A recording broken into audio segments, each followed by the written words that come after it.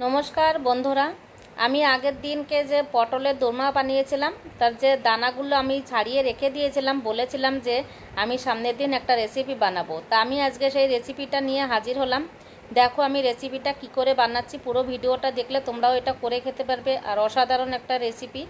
আমি পটলের দানাটা গরম তেলের মধ্যে ভেজে নিয়েছি, তার সঙ্গে একটা শুকনো লঙ্কা দিয়েছি, কিছুটা নারকেল কোড়া দিয়েছি, আর দিয়েছি স্বাদ মতো নুন।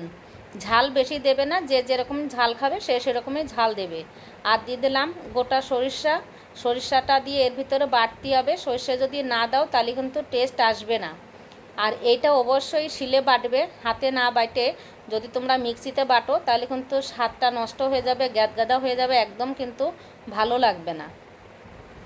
তো অবশ্যই যে যে ভিডিওটা দেখছো অবশ্যই করে খেয়ে দেখো যে কেমন একটা রেসিপি। যদি ভালো লাগে একটা সাবস্ক্রাইব করে দিও, লাইক কমেন্ট করো।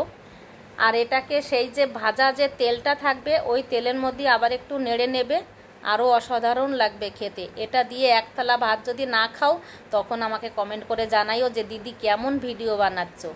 এইটা অসাধারণ ভিডিও, খেতে যে এত দারুণ লাগবে তোমরা কল্পনাও করতে পারবে না।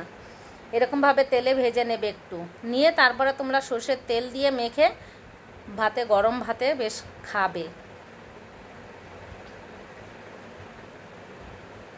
দেখো কালারটাও কি সুন্দর হয়েছে, এ দেখো বেশ সুন্দর ঝরঝরে হয়ে গেছে।